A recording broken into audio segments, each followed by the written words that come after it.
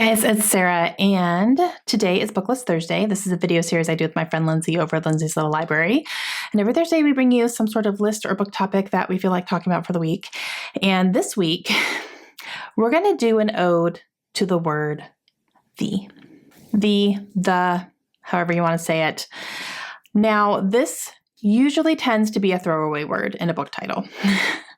Usually it's something like if you're putting something in alphabetical order, you don't count it. You just kind of gloss over that and do the first letter of the next word, that type of thing. But today we're going to pay homage to it because it's in a lot of book titles. And, why not? Let's pay it a little bit of attention. Let's give it a little bit of love today. So I'm going to show you a stack of books that have the word the as the first word in the title. And these are all books that I've given 5 stars to. Okay, let's go with one of my favorite books of all time, The Invisible Life of Addie LaRue by V. Schwab. I love this book.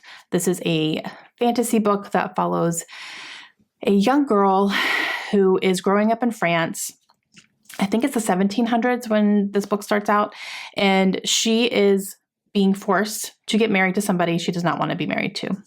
So she reaches out to the gods, whoever's listening, asking to get her out of this situation. She'll do anything to get out of this. And a god answers her and tells her, I can make this go away. And she says, yes, whatever it takes, I don't care. So he gets her out of it. However, her payment, if you will, is that she, number one, is going to be immortal. So she's going to live forever. And number two, anytime she is with somebody, in a presence of somebody, they can talk to her, they can see her, they can do all those things. But the second that she's out of sight, they forget her. So someone could be talking to her, they leave to go to the bathroom and come back, and they have no idea who she is or why she's there or what's going on.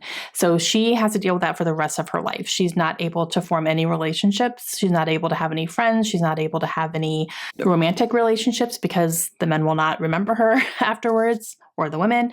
And so it kind of goes like that for her entire life until we are in a more present timeline, and she walks into a bookstore. She has a conversation with the bookseller. She goes back to that bookstore the next day, and he remembers her. Why? What's going on? This book was so beautiful. I can't give it enough stars. I loved it so much. This is one of my all-time favorites. Next one is The Song of Achilles. This is by Madeline Miller. This book was another beautiful one. So this one is like a retelling of the Iliad. So we're following Achilles, but more than that, we're following his friend Patroclus.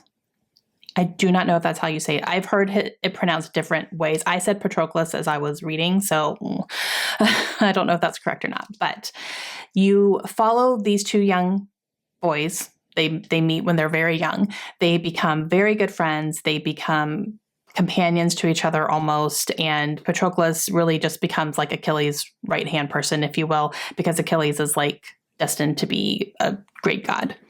And so you see them form this friendship.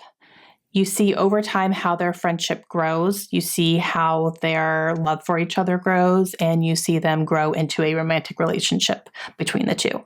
And it ends with the Trojan War, and we all know, oh my gosh, guys, this book had me almost in tears at the end. I'm not a crier. This one had me in tears. It was beautiful. Loved it. Okay, the next one is The Graveyard Book. This is by Neil Gaiman. This is a fantastic book to read this time of year in the fall, even Halloween-y type, because we are following a young boy, and I mean young. I mean, he was in a crib young. His family gets murdered, and he is in the house when this is occurring. However, he's able to get out of his crib, and he makes his way down towards this graveyard that is near his house. And the people who were murdering his family are looking for him, and they don't know where he went. They don't know how he got away because he's a little baby. And so they're searching for him. Now, once he goes into this graveyard, he encounters ghosts of the people who are buried there. Like they are there, they're present, they have personalities, they're talking. They're almost like town gossips, if you will. And this young baby comes into the graveyard and the ghosts decide they need to protect him. They see something special in him. They're like, we need to protect this baby at all costs. And you see this young child grow up in this graveyard under the ghost protection. It's fantastic. I loved it. The ghost characters were so funny. I listened to this on audiobook. Neil Gaiman narrates it. I could listen to him read the back of a cereal box. He's fantastic. High recommend on that. But yeah, love this one. Another great one for this time of year is The Southern Book Club's Guide to Slang Vampires by Grady Hendrix. I loved this book so much. This is not a book for everybody, though. So be fair warned, there is a lot of gore in this one. There's a lot of body horror in this one. There's a scene in this one that I will never get out of my head. And this also does go into some sexual activities against children. So like that's something to be aware of going into this one as well. Like that is in here. So like not for everybody, but oh my gosh, I love this book so much. It was fantastic. We are following literally a Southern book club, and they are introducing a new person into their book club, a man who just came into town. He just moved there. He's a little mysterious. They're a little bit wary of him at first, but he wants to join this book club. So he does. And then as they're getting to know this man a little bit more, one of the women starts suspecting that maybe he might be a vampire because she sees and hears things. Yeah, it was fantastic. Okay, and the last one I want to talk about is another one that is hard to talk about, but it is one of the best books I've ever read, and that is The Only Plane in the Sky. This is by Garrett M. Gramp. This is an oral history of 9/11, and again, a great time to read this book right now. I actually saw somebody review this book, and she said it beautifully. It was on Facebook, I think. She said it beautifully. She said, "This is one of the best books I've ever read. This is one of the most important books I've ever read, and I wish that it had never been written." And I could not agree more. I wish that there was no reason for this book to exist. But here we are. So this is literally an oral history of it. This is interviews. This is talking with people who experienced that day, whether they were in the towers, whether they are family members of people in the towers, family members of people on one of the planes, family members of people in the Pentagon, people in the Pentagon, all about what happened on that day. And I can't recommend the audiobook enough. I listened and read along at the same time. I think that's the way to do it, because there is in the audiobook, there's a little bit more in the audiobook than there is in here. So it can vary a little bit depending on what the scene is happening and who they're talking to. It can vary. Some of the narrators in here are the actual people who are reading their own interviews in their own parts. Some of them are actors. But you guys, I sobbed my way through this book, especially because there are some, in the audiobook, there are some actual audio of like air traffic control people talking. It's the actual audio of that day.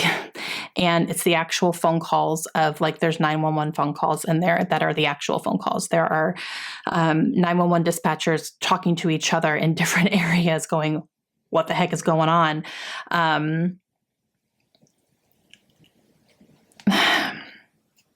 Yeah, there's no words for this book. And it was just, I cried my way through it. I really, really did. I absolutely loved it. This is one that I would actually like to reread at some point, and I would mark it up.